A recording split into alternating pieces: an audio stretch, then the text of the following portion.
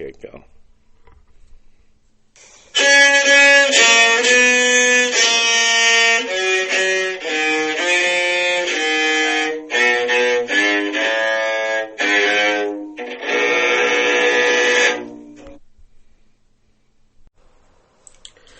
Just want to start today with a trigger warning disclaimer. This podcast contains descriptions of death and drowning. Hi, I'm Katie Carpenter. I'm Terry Kovanitz. We apologize for any and all mistakes today as we begin this episode of Titanic Transcripts.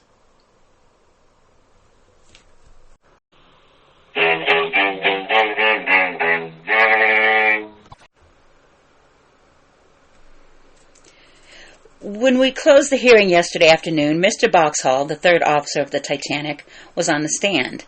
It had been the intention of the committee to recall him this morning, and the reason for not doing so is the following note, dated April 23, 1912. This is to certify that Mr. J.B. Boxhall, third officer of the Titanic, is under my professional care and treatment, and that in my opinion he is physically unable to appear before the Senate Investigation Committee today. Charles C. Marbury, M.D. So we will instead begin with Mr. Pitman. Now, Mr. Pitman, as I recall it, you were examined in New York with reference to the log only. That is right, sir. Did you at that time give your full name? Yes. And you may repeat it now, please. Herbert John Pitman. And where do you reside, Mr. Pitman? Somerset, England. And how old are you? 34. And what is your business? Sailor officer. How long have you been engaged in marine employment? About 17 years. Did you have any marine education or instruction as navigator before entering that employment? None whatever. In what capacities have you served? 4 years as an apprentice, 3 years as an officer in a sailing ship. In stating your employment, would you kindly state with what line and upon what ship you served? Yes.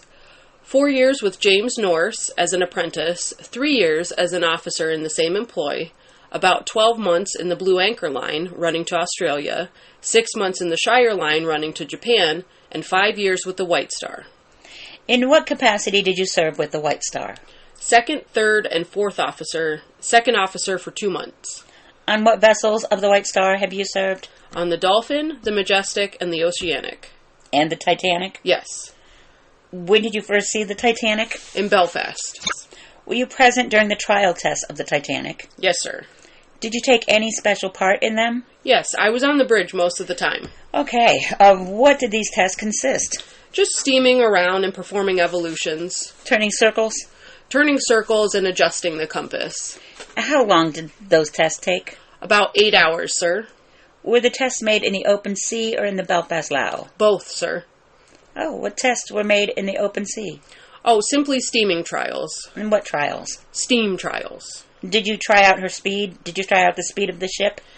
It was not exactly a trial of her speed, because I understand we have none in the White Star Line. Then there was no trial of speed there to your knowledge? Not as regards the measured mile. Do you know how many boilers were working? I have no idea, sir. After the trial tests were made, where did you go then? We proceeded to Southampton. During the trial test, did you see any officer or director of the White Star Line or of the International Company aboard the ship? I did not know any of them, sir, so that I can not say. What time did you reach Southampton? At midnight on Thursday, the 29th of March. At midnight on Thursday, the 29th of March? I think that is a correct date. What was done then with the ship? She was simply made fast in her berth. And what did you do? I kept my usual watch. Did you remain aboard the ship until her departure from Southampton? When it was my watch, sir. And when it was not your watch, you busied yourself in other ways? Yes, sir. Off the ship? Exactly. I wish you would tell the committee the circumstances of the departure of the Titanic from Southampton. Whether the weather was clear, whether there was any sea, or any other circumstances that you can recall. We left the dock at 12:15. The water was very fine. You left at 12:15 a.m.? P.m. Nothing in particular happened. 12:15 p.m. of what day? Wednesday, April 10th. Nothing exciting happened, with the exception of breaking the moorings of the New York, which was caused by the backwash from our starboard propeller. We managed to get clear of that and then proceeded to Cherbourg. Was that a serious detention? No, sir. About a half an hour, sir. That is all. Did that occur immediately when you were ready to start? We had already started. We were away from our berth. Officer, what was the weather? Perfect weather. Summer weather. Was the weather good all the way to the place of the collision? From the time we left Southampton. You had no heavy sea? None whatever, sir. So far as you can recall, did you have a starlit sky? We had a starlit sky, yes. We had sky observations every night and every morning. You, of course, know Officer Murdoch? Well, sir. The second officer? Yes. And but 4 of the officers of the Titanic survived? 4. That is correct, sir. 3 besides yourself? 3 besides myself. I wish you would tell the committee what your duties were when you were on watch. My duties comprised working out celestial observations, finding the deviation of the compass, general supervision around the decks, and looking after the quartermasters, also relieving the bridge if necessary. Was it part of your duty to drill the men? No, not exactly to drill them, sir, but to give them work. Was it part of your duty to go through practice with the men? No, sir, I gave them their work. You gave them their work? I told them what to do, the quartermasters only, sir. Are there any specified times fixed for drills of the men under the practice of the White Star Line? What do you mean, Senator? Do you mean boat drill, sir? Yes. Yes, we always have boat drill leaving Southampton. On leaving Southampton? Yes, which is witnessed by the Board of Trade. We also have boat drill in Queenstown. Of what did that drill consist? Lowering 2 or 3 boats into the water and pulling away. It consists of lowering 2 or 3 lifeboats? Yes, sir. Were you present when that was done? It was not done this time, sir, not in Queenstown. I understood you to say at Southampton? At Southampton it was done. Were you present at the drill? I was, sir. And how many boats were lowered? 2, sir. On the starboard or the port side? On the starboard side. Both? Both on the starboard side, yes. What else was done at that drill? Well, there was nothing, sir. That drill took place simply to satisfy the Board of Trade that the boats were all right and that the men knew how to pull an oar. But what I would like to know is just what it was necessary to do in order to satisfy the Board of Trade. Well, put a crew of men in the boat, lower her into the water, and pull her around the harbor and sail her back to the satisfaction of the Board of Trade officials. That was the lifeboats? Yes, the lifeboats. And 2 of them lowered? 2 of them were lowered. And manned? Manned. And rowed about? Rowed about the harbor and sailed back. It's done every trip, and we vary the boats. How many men were in each boat that day? Approximately 8. Were there 8 in each boat that day? Approximately 8. Tell me whether any further time was spent in practice that you have described. Not on this particular voyage. It is customary every Sunday to have a boat and fire drill. If we cannot have it on Sunday, if the weather does not permit that, we may have it on some other day. As a matter of fact, no further drill was held on the Titanic after leaving Southampton, was it? No, sir. And this drill consisted in summoning how many officers and men to the deck? All the deck department were there. And they all witnessed, and approximately 16 of them participated in the practical test of 2 lifeboats. Exactly. Were they both lifeboats, or were they of a different type? They were both lifeboats. There was no test, then, of the collapsibles? No, none whatever. Or of the smaller lifeboats? No, sir. And both these boats were lowered from the starboard side? From the starboard side. And you saw them lowered? Yes, sir. What officers were placed in charge of them? The 5th and 6th. Who composed the crews of these lifeboats? Quartermasters and sailors. I could not give you their names. They were sailors? Sailors, yes. I would like to know whether each officer had his especial and particular station assigned to him on the Titanic. Every man in the crew had his particular station on the Titanic. And your station was what? Number 5 boat. Number 5 boat. Yes, sir. You say they were assigned. You were assigned to number 5 boat and had responsibility for that boat while you were on watch in the event of trouble? Yes, it was not necessary that I should go in number 5 boat. No, but you were assigned at that point. Yes, that was my boat for boat and fire drill. For boat and fire drill. Was there any fire drill aboard the Titanic after you left Southampton? There was not, sir. And the only practice drill was what you have described? That is all. Were you on the bridge during Saturday or Sunday preceding the accident? Oh, yes, part of the time, sir. And what part of the time on Saturday? Saturday afternoon from 12 to 4. During that time, did you see any icebergs? No, sir. Or any field ice? No ice at all, sir. Did you hear anything about ice on Saturday? No, sir. Did you hear anything about a wireless message from the Californian? No, sir. On Saturday or Sunday? Yes, I heard something about a wireless message from some ship. Or it may have been Saturday night. I'm not sure. When you were on watch? No, I was not on watch. When did you hear it, as near as you can recollect? I have not the slightest idea, sir. It was either Saturday night or Sunday morning. Not when you were on watch? No, sir, because Mr. Boxhall put on the chart the position of the iceberg. And did you know about that? I knew about that, yes, sir. Did you see him put it in, or see the chart? Yes, I saw the mark there. And what kind of mark was it? He would just simply make a cross and write ice in front of it. Which indicated ice? Ice, yes, sir. And this was Sunday? It may have been Saturday night. Saturday night or Sunday? Yes, sir. Now, officer, did you have any talk with Mr. Boxhall or Mr. Murdoch or Mr. Lowe regarding the proximity of the Titanic to ice? I did not, sir. Did you have any talk with the captain about it? It was not my place to talk with the captain about such things. I understand, but I did not know but what you might have done so. No, sir. Did the captain speak to you about it? No, he did not, sir. Were you with the captain on the bridge at all on Saturday afternoon or Sunday preceding the collision? Yes, he used to pay periodical visits to the bridge. And how often? I did not particularly notice that. About how often, like how many times? He may have been up there half a dozen times in a watch. Half a dozen times in 4 hours? 4 hours, yes, sir.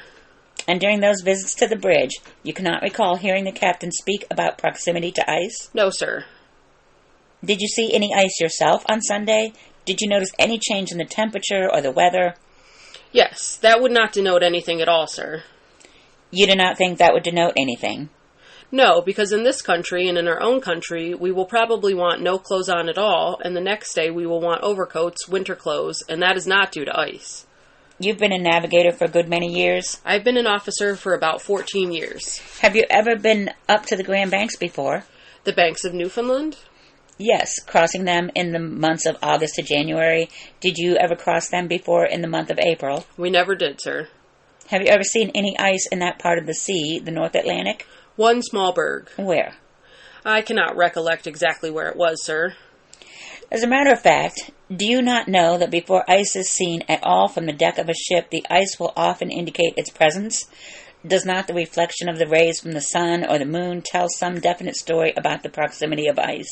It may do so in the Arctic region, but never in the Atlantic Ocean. Never in the North Atlantic Ocean. There is not sufficient ice there to cause that.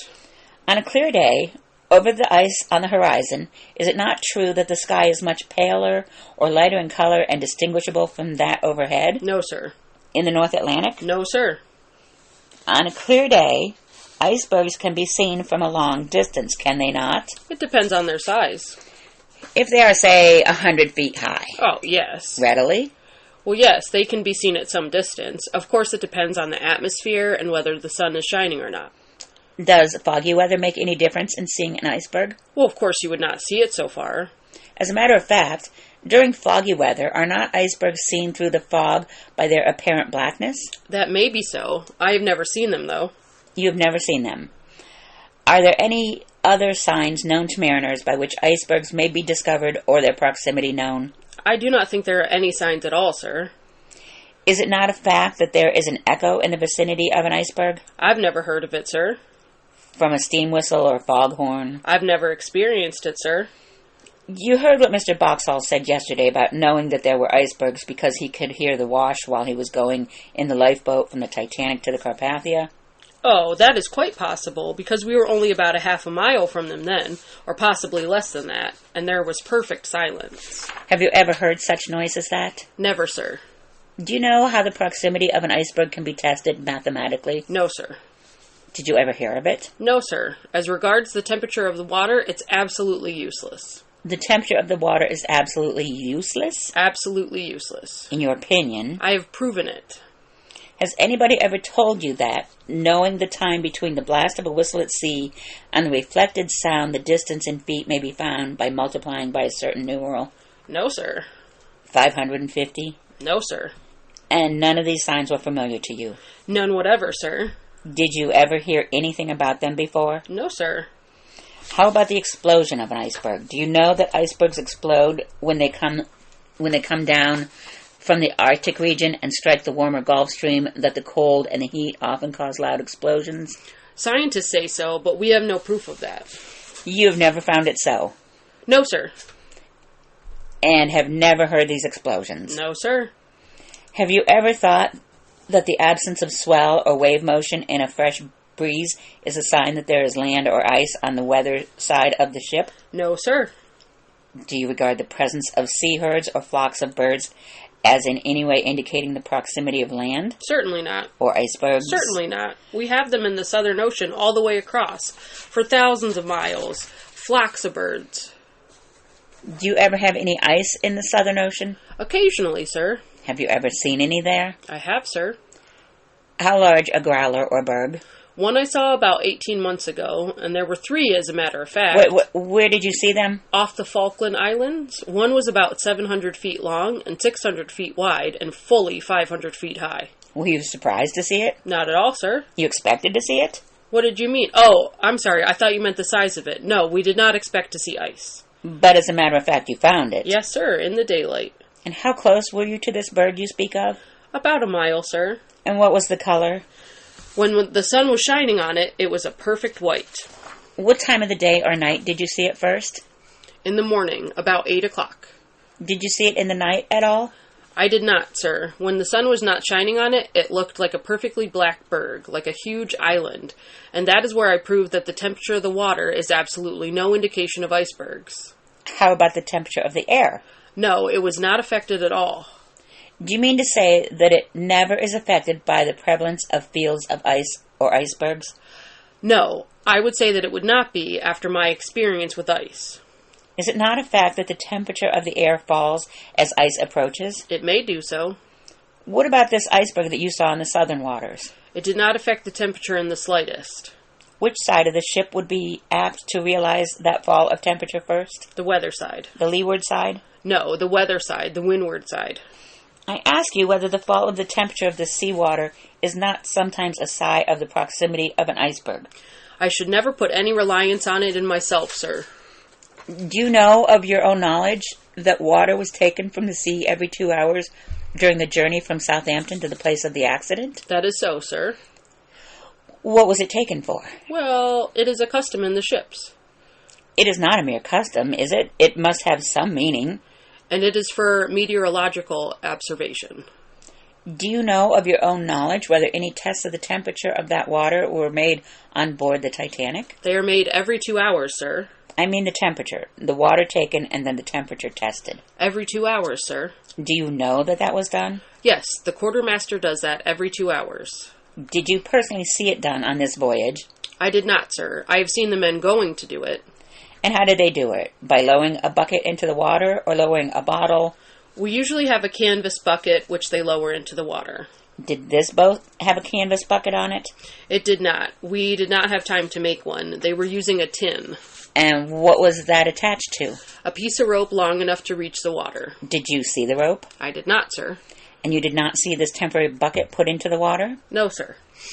You stated a few moments ago that the second officer, I believe, reported ice Saturday night. No, I said the fourth officer. Mr. Lowe? Mr. Boxhall. You said that Mr. Boxhall reported ice Saturday night and that it was marked on the chart with a cross. Was this mark on the chart on or near the ship's course? As far as I can recollect, it was to the northward of the course, to the north of our track. How far? I did not measure it, sir, and I have not the slightest idea of the position of it. Was the ship on its proper course? Yes, sir. If I am correctly advised, the course of ships now sailing from port to port in the sea is recognized as standard so far as the customary routes of travel are concerned. Am I right? Certain firms. Did this apply to the White Star Line?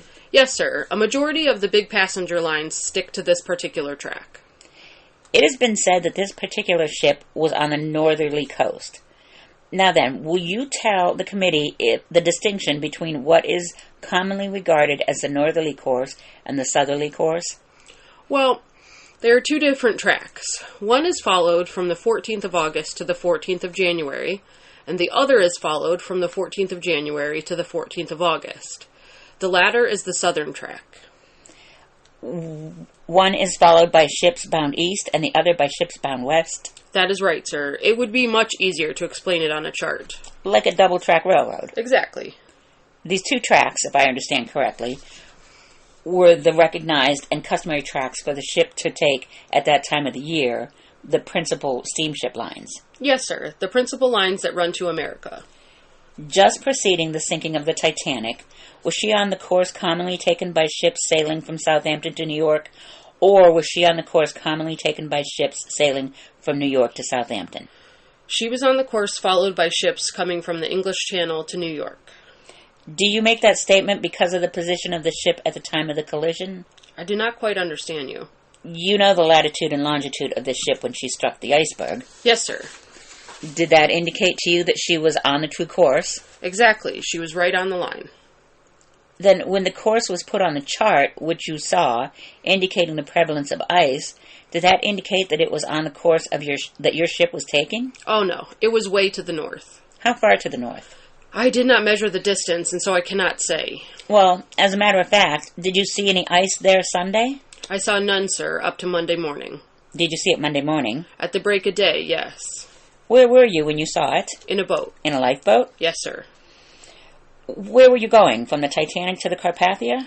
At that time, yes, sir. And how much ice did you see then? There were numerous bergs around me, maybe half a dozen, but I was not sufficiently interested to count them. Were these bergs high above the water? Some were. How high? Some may have been 100 feet or 150 feet. That high above the water? That high above the water, yes, sir. How high was the Titanic? About 70 feet from the water's edge? Well, the boat deck was. The upper deck was about 70 feet from the water's edge? Yes, sir. These icebergs that you saw at daybreak Monday morning after the accident were, some of them, as high as 150 feet? I should think so, sir. How many of the larger ones of that kind were there? I did not count them, sir. I was more interested in the people in my boat. Well, one or two? I really could not say, sir. Where were you on Sunday evening immediately preceding the collision? In my bunk, in bed. What were the hours of your watch that night? I was on the bridge from 6 to 8 o'clock p.m. Whom did you see on the bridge, if anyone, that night between 6 and 8 o'clock? The commander and the second officer. The captain? Yes, sir. You call him the commander in that event? Some do. I just wanted to be sure that you referred to the captain. What time was he on the bridge, all that time that you were on watch? No, I could not say that, sir, because I was inside working out observations. Whenever you went to the bridge, from 6 to 8 o'clock, do you recall having seen the captain? I saw him once, sir. Do you recall the hour? It was previous to 7 o'clock. You did not see him after 7 o'clock on the bridge? I did not, sir, no, because I did not go on the bridge myself. Well, who was on the bridge? The second officer, sir. Mr. Lightoller? Mr. Lightoller. Did you talk with Mr. Lightoller between 6 and 8 o'clock that night? I did not, sir. Did you learn from him that the Californian had warned the Titanic that she was in the vicinity of icebergs? I did not, sir. We had no conversation whatsoever. Did you hear anything about the wireless from the Californian on the direction of icebergs? I did not, sir. No one mentioned that to you? No, sir. Did you have any conversation with the captain on Sunday? None whatever, sir. I never had any. You never spoke to him? I never spoke to him, no, sir. Did he say anything to you? Not on Sunday, he did not. But you had spoken to him before on the voyage. Oh, yes, sir, in reference to work. But on Sunday you did not. No, sir. If I recollect what you have said, you saw the icebergs, or evidence of ice, when you were on the watch from 6 to 8 o'clock on Sunday evening.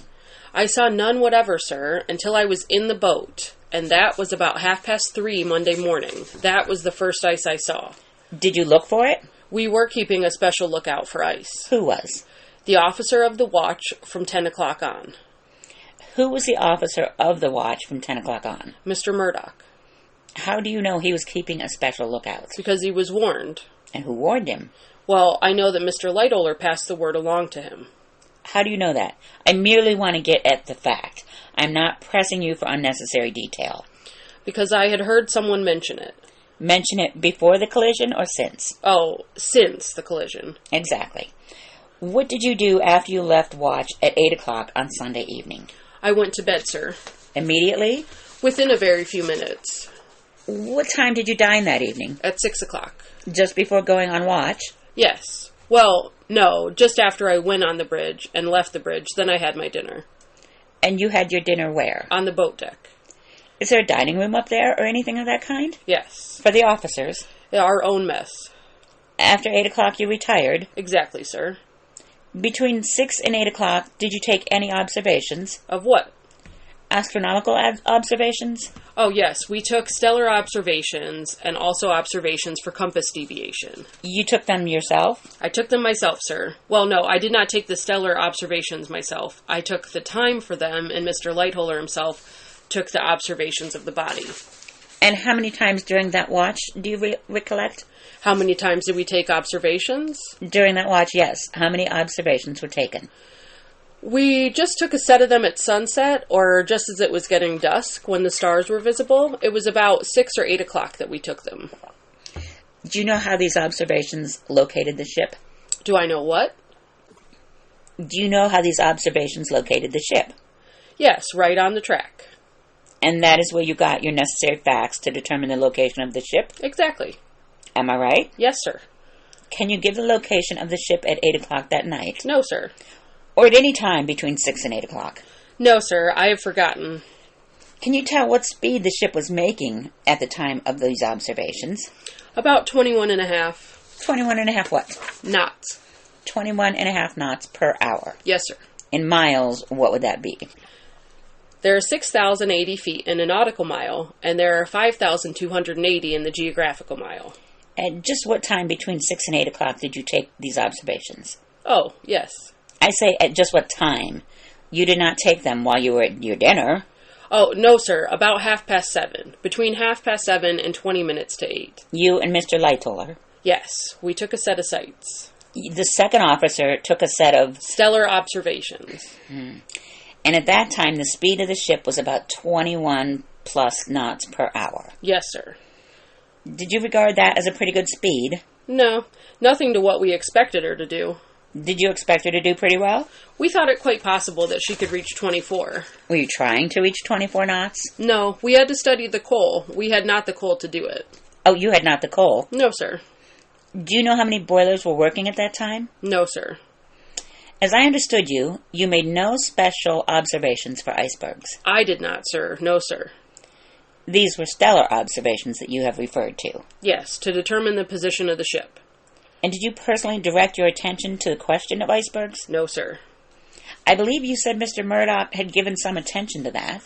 No, I understand that Mr. Lightoller had warned him.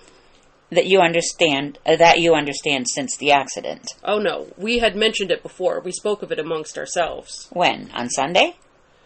Sunday. It might have been about 8 o'clock. I do not remember the time. 8 o'clock on Sunday. It may have been. I cannot remember it exactly. But you are sure you talked it over with your fellow officers? Yes, sir. You did not talk it over with the captain? Oh, no, sir. During this conversation to which you refer, what was said and by whom, if you can recollect? We were just remarking that we should be in the vicinity of ice and Mr. Murdoch's watch. And Mr. Murdoch's watch began at 10 o'clock? Yes, sir. And you expected ice at that time? Well, we might see it. You might see it at that time? Yes, sir. Were you all in accord on that? I had nothing to say in the matter. I was not interested in it.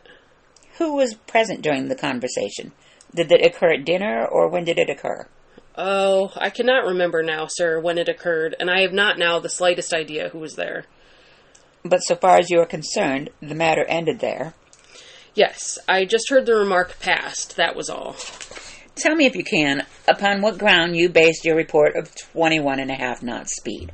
By the log and the revolutions. How many revolutions was the boat making at that time? I think about 75.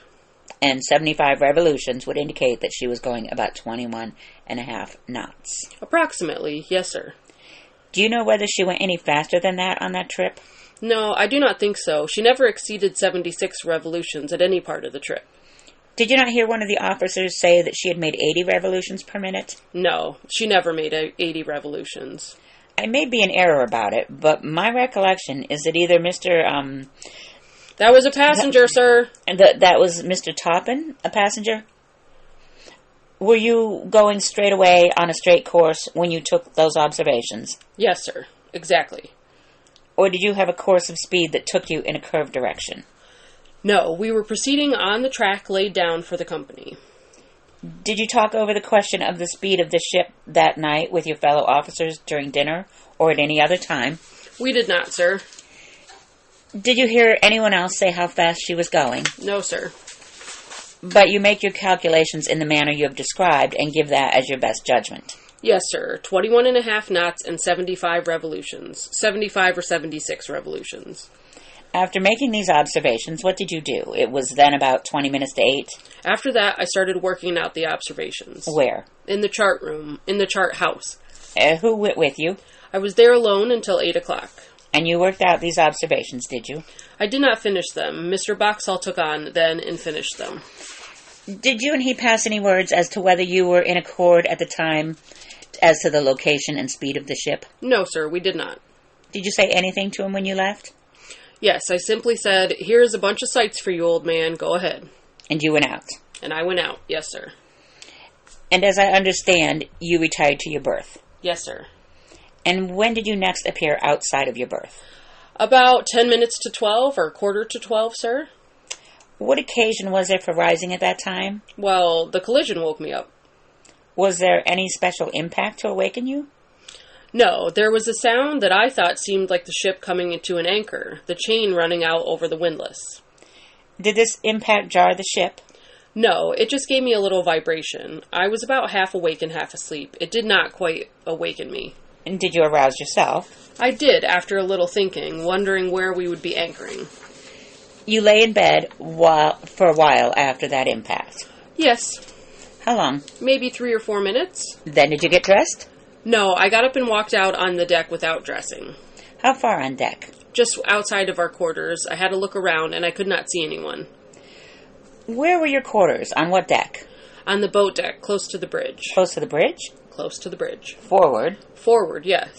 How far did you walk? Just outside the door. I should say 3 or 4 paces across the deck. What did you do when you got out there? Look around? Yes, I can describe to you what I did. Do so, please. I had to look around, and I could not see anything, and could not hear any noise, so I went back to the room and sat down and lit my pipe. I thought that nothing had really happened, that perhaps it might have been a dream or something like that. A few minutes afterwards, I thought I had better start dressing, as it was near my watch, so I started dressing, and when I was partially dressed, Mr. Boxall came in and said that there was water in the mailroom, and I said, "What happened?" He said, "We struck an iceberg." So I put a coat on and went on deck and saw the men uncovering the boats and clearing them away. I walked along to the after end of the boat deck and met Mr. Moody, the 6th officer. I asked him if he had seen the iceberg. He said no, but he did say there is some ice on the forward well deck. So, to satisfy my curiosity, I went down there myself. How far down? On the well deck. So I saw a little ice there. I went further to the forecastle head to see if there was any damage there. I could not see any at all. On my return, before emerging from under the forecastle head, I saw a crowd of firemen coming out with their bags of clothing. I said, "What's the matter?" And they said, "The water's coming in our place." I said, "That's funny." And I looked down at number 1 hatch then and saw the water flowing over the hatch. I then immediately went to the boat deck and assisted getting boats uncovered and ready for swinging out. I stood by number 5 boat. They would not allow the sailors to get anything, as they thought we should get it again in the morning. In the act of clearing away this boat, a man said to me, that was dressed in a dressing gown with slippers on, and he said to me very quietly, "There is no time to waste." I thought he did not know anything about it at all, so we carried on our work in the usual way. Do you know who that was? I did not then. Do you now? I do now. Who was it? Mr. Ismay. I did not know who it was then. I had never seen the man in my life before, so I continued on getting this boat uncovered and swinging it out. It struck me at the time that the easy way the boat went out, the great improvement the modern davits were on the old-fashioned davits. I had about 5 or 6 men there, and the boat was out in about 2 minutes. You're referring now to number 5 boat? Number 5 boat. The boat at your station? At my station, yes. The boat went out in 2 or 3 minutes. I thought, what a jolly fine idea they were, because with the old-fashioned davits, it would require about a dozen men to lift her, a dozen men at each end, and I got her overboard all right, and lowered level with the rail. You lowered her level with the rail of the boat deck? Of the boat deck, yes. Then this man in the dressing gown said we had better get her loaded with women and children. So I said, I await the commander's orders, to which he replied, very well, or something like that. It then dawned on me that it might be Mr. Ismay, judging by the description I had given to me. So I went along to the bridge and saw Captain Smith, and I told him that I thought it was Mr. Ismay that wished me to get the boat right away, with women and children in it. So he said, go ahead, carry on. I came along and brought in my boat. I stood in it and I said, come along, ladies. There was a big crowd. Mr. Ismay helped get them along, assisted in every way. We got the boat nearly full, and I shouted out for any more ladies. You shouted? I shouted. None were to be seen, so I allowed a few men to get into it. Then I jumped in the ship again. So Mr. Murdoch said, you go and be in charge of this boat. Yes. He said, you go away in this boat, old man, and hang around the after gangway. I did not like the idea of going away at all, because I thought I was better off on the ship. That is, these passengers thought so, or you thought so? I thought so. You thought they were better off on the ship? No, I thought I was. That you were better off on the ship? Sure. Were the passengers reluctant to get into this boat? Oh, no. I filled my boat fairly easily. How many? Just go ahead. About 40. Were there about 40? Yes, sir. How many men and how many women? Just tell it in your own way. I should say about a half a dozen men there. There would not have been so many men there had there been any women around, but there were none. So Murdoch told me, he said, you go ahead in this boat and hang around the after gangway. He shook hands with me and said, goodbye, good luck. And I said, lower away. Murdoch did? Murdoch shook hands goodbye and said, good luck to you.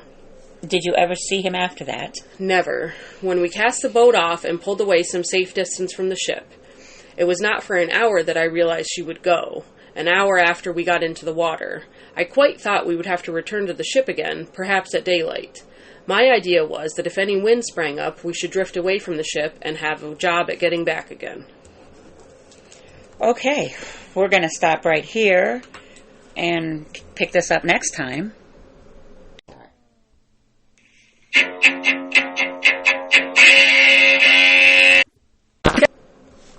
Okay, so right up top, what do we think happened to Boxhall? What the heck? He did not seem sick yesterday. I didn't hear any coughs, nothing. Yeah. But they didn't ask him if he was sick, so True. he And wouldn't yeah. have volunteered, like the foot. Yeah, like Bride's feet. Yeah. He's got frozen feet, but he's still on the stand. We're not going to mention it if you don't ask. How we're not, wild, and the doctor's note and where everything. Is he? So what's wrong with him? Oh man, I don't know. I hope he comes was back. Was it the stress of Maybe, because that was pretty stressful when he was was talking about. And maybe as soon as he said, "Oh, we'll get back to you in the morning," he's like, "Oh no, No, you're not. no, I'm out. I'm done." And I like this guy. I like our.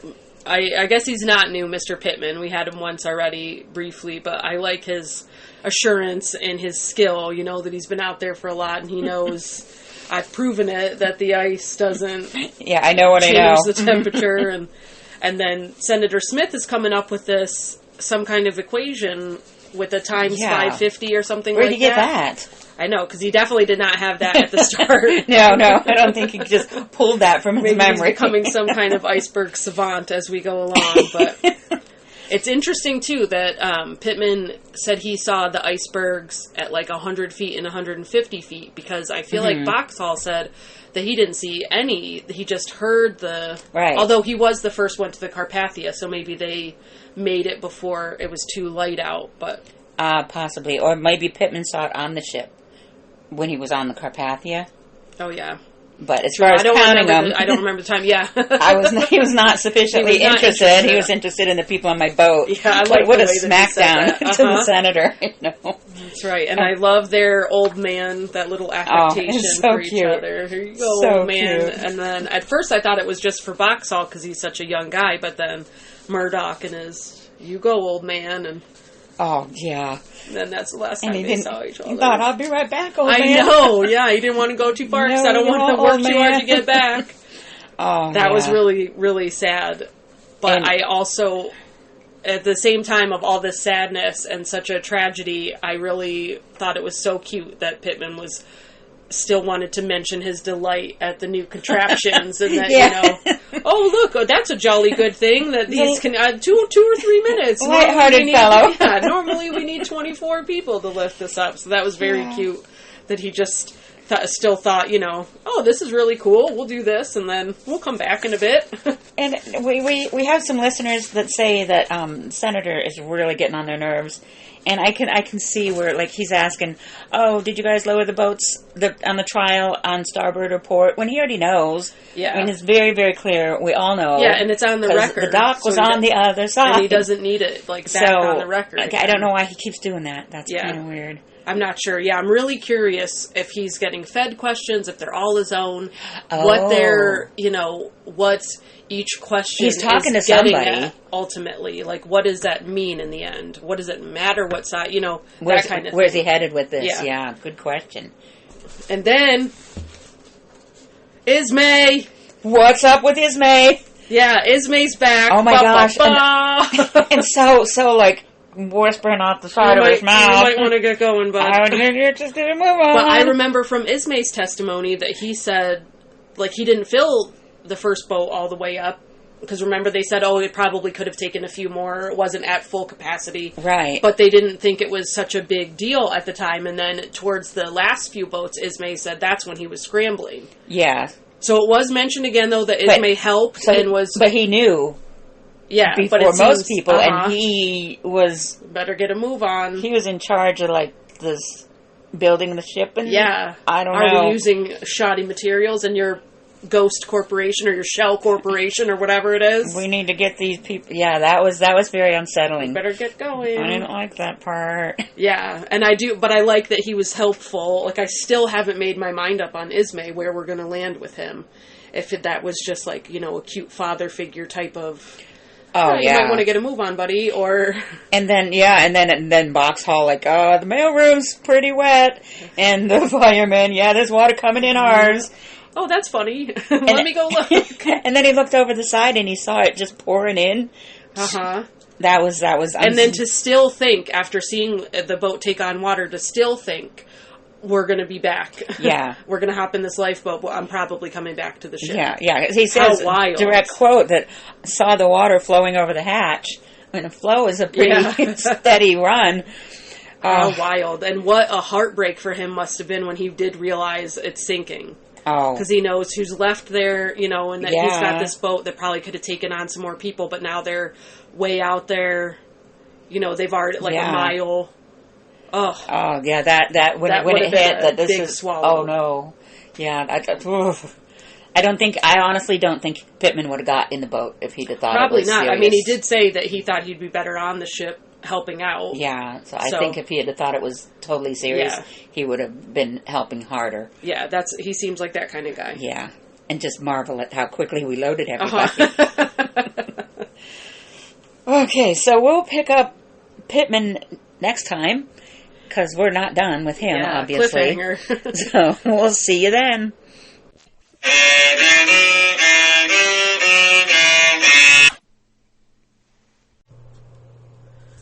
Just a note from the readers, we want to thank you guys for listening, and we really value your feedback, so please let us know what you're thinking, either in the comments or at titanictranscripts@gmail.com.